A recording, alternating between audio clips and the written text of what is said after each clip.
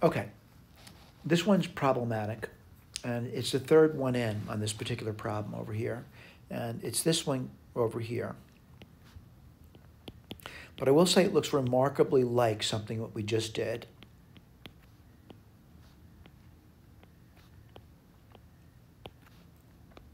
So what I'm going to do is going to say, it looks remarkably similar to one we just did, and I'll put this over here. So we just did this one. It's the first one we did, by the way. Now, granted, you may have to scroll back up and look at that, and that's fine, by the way. And I want to do, you know what? I got to look back at my notes to make sure that this is what they said. And the third one in, I got to look for it now. Got a lot of papers here, And I'm looking. And I'm looking. Oh, it's 0 to pi over 3. And then 1 over. Yeah, I think we did that. So 0 to pi over 3. All right? So let's put this down. 0 to pi over 3. Okay, what I like to do is I'm going to try to do integration by parts on the particular problem. And the way I'm going to do that, I'm going to do it on a side. And what I'm going to write down is I'm going to write down, without the limits of integration, I'm just going to write down 1 over 1 plus sine x times 1 over 1 plus sine x dx. I'm just going to see if integration by parts work, by the way. So I'm going to say this is the u, and I'm going to say this is the dv. All right? Now, you may wonder why I'm doing that. I've actually done the dv before. All right? So let's go through that. All right, I've actually done that before. And I hope I can remember that, but I want to scroll back up. And scroll all the way back to the beginning. Yeah, that was just tan x minus secant x, all right? So this is the dv, and I'll put the v right next to it, and that's going to be tan x minus secant x. And again, there is a constant integration, but I'm not worried about that, right? Because it's a definite integral. I'm not worried about this over here. But now I got to do this over here, and I got to do the du now. It's going to be a little bit of work. And what do? You square the bottom.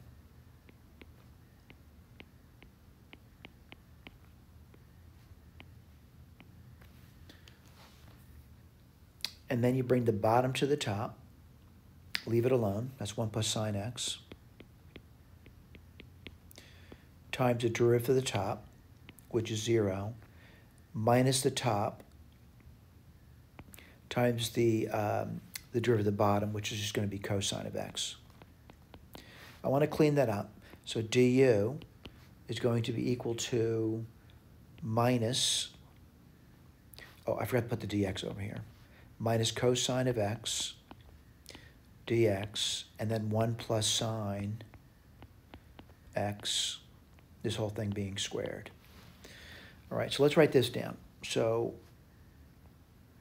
1 over 1 plus sine x times 1 over 1 plus sine x dx. All right, it's going to be a nightmare to write this down, but let's write it down. It's going to be, let's see, we're doing integration by parts, right? So we have u dv.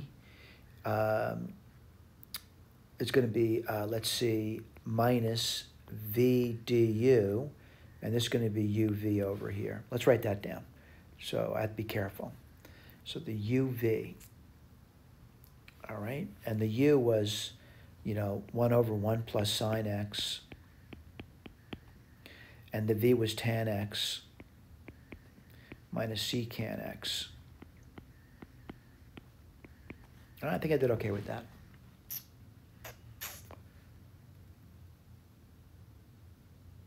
We'll simplify that later, by the way, because it doesn't look right. And then I'm going to say minus the v du. the v du. All right, the v. That's going to be tan x minus secant x.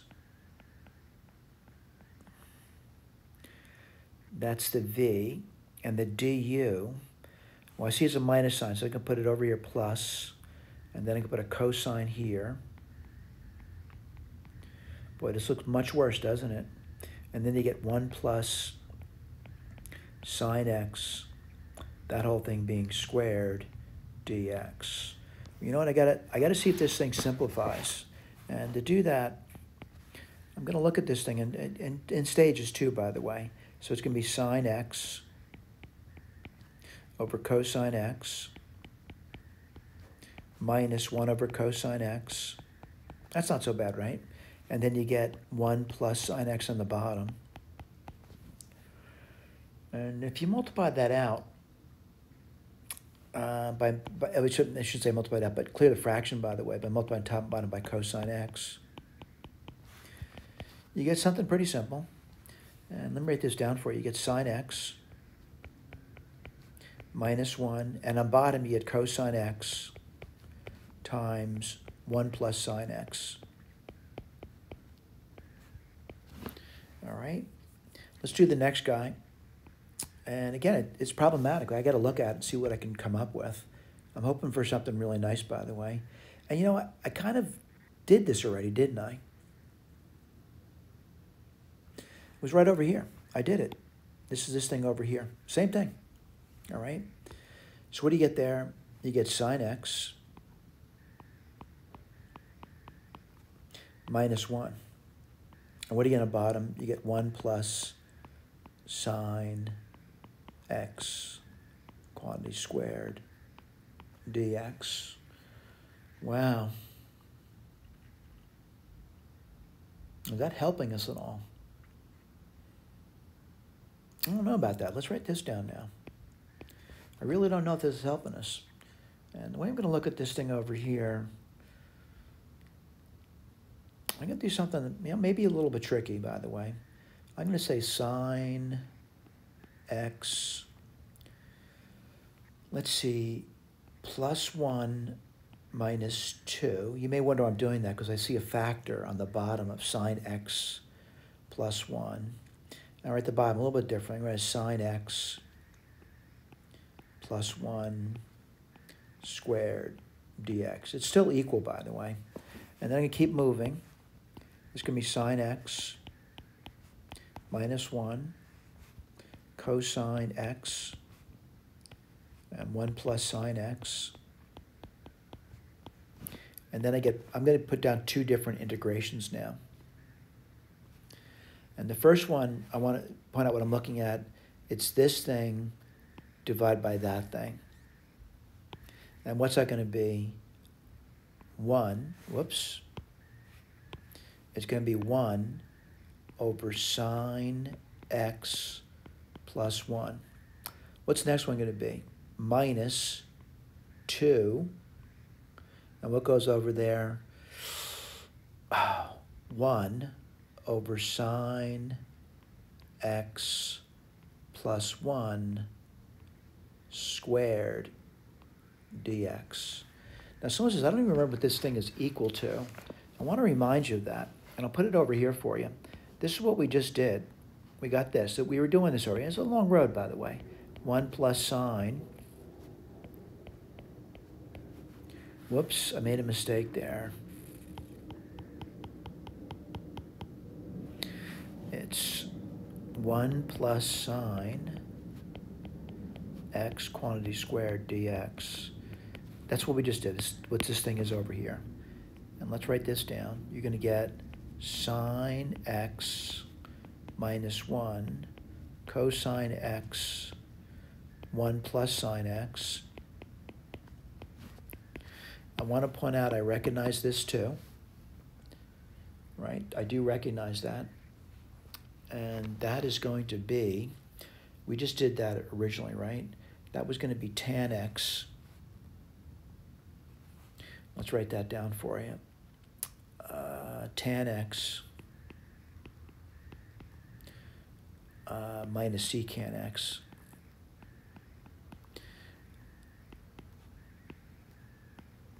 before I go forward, I want to go back and make sure that's true. That we did this over here from memory, I think. Yeah, tan x minus secant x. Then we get this minus 2. Integration 1 over this sine x plus 1 quantity squared dx.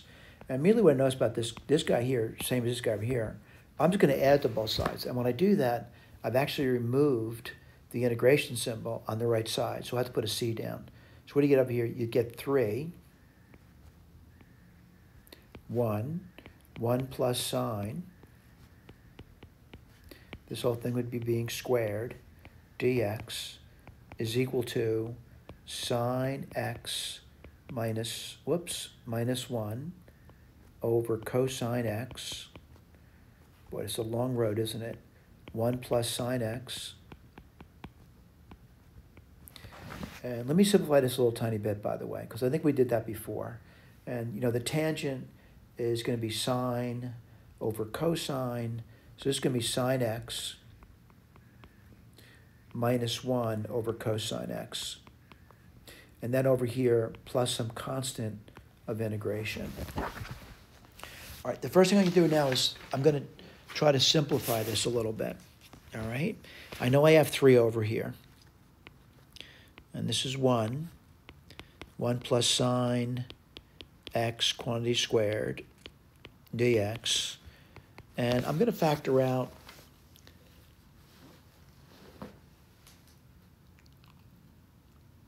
I don't know if this can help me at all, but I'm going to factor out sine x minus 1. And then you would get, I'm going to factor out a cosine too. And then you'd get 1 over 1 plus sine x. And then you're going to get plus 1, plus some constant integration. I'm sure you did okay over there. I think so. All right, I'm going to keep moving forward on it. And I'm going to say that this, I'm going to divide both sides by 3 now.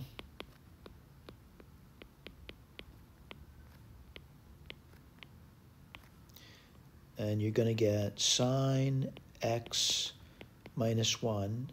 And I'm dividing by 3, so it's going to be 3 cosine x now. Times, I'm going to pull these two terms together. It's going to be 1 plus sine x. And now when I divide c by 3, I would get a new constant. I'll just call it c star now. All right? And what's that going to be? Let's take a look. You get 1 plus sine x, which is going to be 2 plus sine x. All right? So we got the antiderivative. And someone says, what are you going to do with that? I need to do an evaluation now. And what's the evaluation going to be? And I'll write this down for you. We are starting at 0 to pi over 3. This was the original question, by the way. 1 over 1 plus sine x. And this thing whole being squared here. We just did a whole long integration to do that. And what's this going to be? It's going to be sine x minus 1, 3 cosine x times 2 plus sine x. I hope I didn't make any tiny little errors, by the way. And then we get limits of integration error would be from 0 to pi over 3. All right, let me remind you what we got to do. We have to evaluate this thing. I want a number out of it. And pi over 3 is same as 60 degrees. I put that little triangle down for you. 60 degrees, 2, 1, root 3. Should be familiar with that. Let's go through the evaluation over here. And what do you get? Well, the sine of 60 degrees is root 3 over 2 minus 1. And the cosine of 60 degrees is 1/2. So you get 3 over 2 times, let's see, you get 2 plus, well, the sine of 60 degrees is root 3 over 2. And you get 1 plus root 3 over 2. We have to figure that out too, by the way. It doesn't look right. And then it's going to be minus the lower limit. And what's the lower limit going to be? Let's put that down. You're certainly going to get 3 in the bottom, by the way. And the cosine of 0 is going to be 0, so you get minus 1. So let me just change it to a plus 1 now. And what do you get over here? You're going to get 2, and you can get a 1 over here. Well, that's kind of convenient. I'm going to erase her out. And I have to continue with the multiplication. And it doesn't look easy, by the way, but I'm going to do, I always say one step at a time. Let me do this over here. This is going to be 2/3. All right, 2 times 1 is 2, 3 times 1 is 3. And now what I'm going to do over here is I'm going to kind of just 2 over 2 for just this guy over here. And what does it give you? It gives you root 3 minus 2. On bottom, you get a 3. Now I'm going to do the same thing over here. I'm going to multiply this by 2 over 2. And what would you get there? You get 2 plus root 3. That's not so bad, right? And on top, you get 4 plus root 3. Wow. All right, I got to keep moving, don't I? I'm trying to get a number out of this guy that looks sort of like, decent. Right now, it doesn't look very good.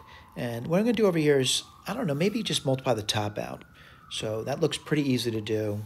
And what would you get there? You get 4 root 3. Root 3 times root 3 is 3. Minus 2 times 4 is minus 8. And then you get minus 2 root 3s. On bottom, what do you get? You get 6 plus 3 root 3s. And this is going to be plus 2/3. All right, let me keep moving. And what do you get over there? You get 6 plus 3 root 3s. We'll take care of that later, by the way. And 3 minus 8 is going to be minus 5. And you're going to get 4 minus 2, which is 2 root 3s. I'm going to multiply top and bottom by the bottom's conjugate. It's going to be 6 minus 3 root 3s. 6 minus 3 root 3s plus 2/3. Well, will this ever end? What do you get in the bottom? You can get 36. Because 6 times 6 is 36. The 2 middle terms would disappear, by the way. And then what are you going to get? You're going to get minus 9 times 3, which is 27. Right? What do you get on top? Let's take a look. And again, we're multiplying. You're going to, by the way, it's plus 2/3. And what do you get there? Let's see, 12 root 3s minus, 2 times 3 is 6, and 6 times 3 is 18. Minus 30 plus 15 root 3s. All right, let's take a look. 12 and 15, 27. Minus 48. 36 minus 27 is going to be 9. Plus 2/3. It's getting a little bit smaller now. I'm going to divide top and bottom by 3. You would get 3 here. You get 9 root 3s. And then you're going to get 16. And that's going to be plus 2. All right, what does this give you? 3 goes into the 9 3 times, so you get 3 root 3s minus, because minus 16 plus 2 is minus 14, minus 14/3.